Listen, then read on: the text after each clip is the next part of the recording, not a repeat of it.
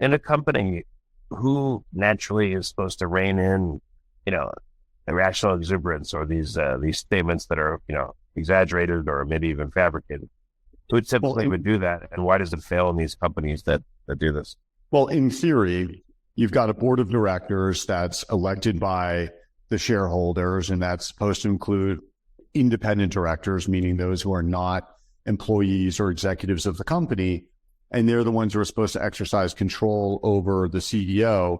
But the reality is directorships are generally perks for having had a nice, reasonably lengthy career in the corporate world, and they're effectively networking opportunities. And people who serve in these director roles generally don't want to work too hard. They don't want to ask questions. And if they did ask questions, they wouldn't be welcome on the board very long in most cases, and they wouldn't find more directorship opportunities opening up to them. So in theory, they are supposed to be, especially the independent directors, independent of the CEO. In practice, CEOs, in many cases, effectively pick their own boards, and it's just sycophancy. So that's part of the problem, big part of the problem. Okay. Any interesting case studies of problems that you've uncovered that turned out to be really interesting or really huge or tremendously detrimental to investors? Any big ones?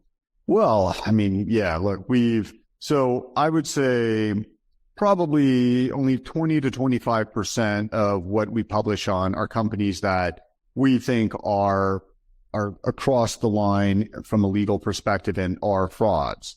So of those, we've had 8 companies that we've published on over the past 12 years have been delisted ultimately by regulators. Now, some of the companies have, are still out there, trading, usually at a greatly diminished market cap. But yeah, in terms of ones that are interesting, I mean, the way I think of our business is that we trawl the sewers of global finance. So if you're the type of person who enjoys understanding how the world's sausage is made, then this is a great business. And we've seen a lot of that. But I'd say it's funny, I was just talking to a Wall Street Journal reporter this morning who's going to be writing a book. And he was asking me about what, from my career, what he should include. And I said, it's the best work we'd ever done, at least up to that point, and maybe overall.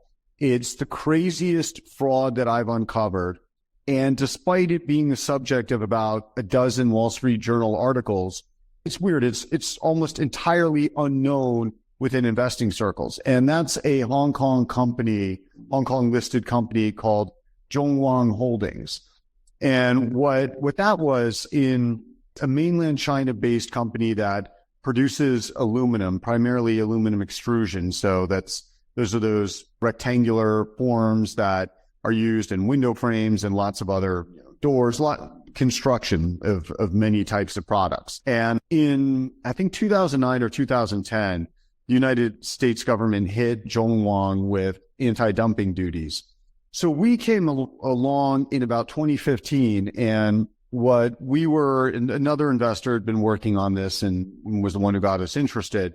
So what they showed us was that Zhong Wang secretly owns this Remelt facility in Mexico, and there was about $2 billion worth of aluminum extrusions just stacked out there in the desert at the facility.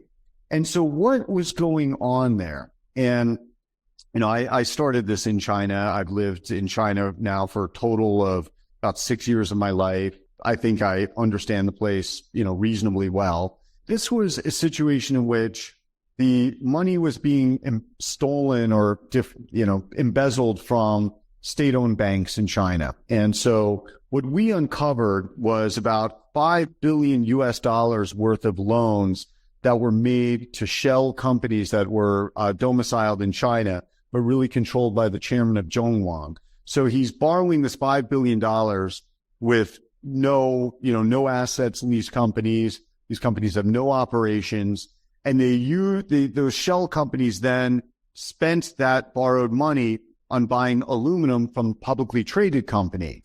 And so bought all these aluminum extrusions, couple billion of them, as I said, dollars worth, ended up in Mexico. Bunch ended up in facilities they secretly owned in Vietnam and Malaysia, from which we inferred they were intending to dump into the Australian and European markets. And some also ended up in the U.S. being effectively smuggled in through mislabeling as aluminum pallets rather than aluminum extrusions. And anyway, the stuff that was sitting there in Mexico at this remelt facility, they were slowly converting these into aluminum billets, very, very long aluminum billets. I want to say, 30, 50 foot long billets. And they had actually applied to the United States Department of Commerce for NAFTA preferences to bring these in. And, fortunately, the DOC was alerted by probably Alcoa that this was actually not Mexican source aluminum, that was Chinese. And so the DOC never granted those preferences. But anyway, what you had here was you had fake sales because the chairman was really buying the aluminum himself, and he had no legitimate end market. It was just sitting there.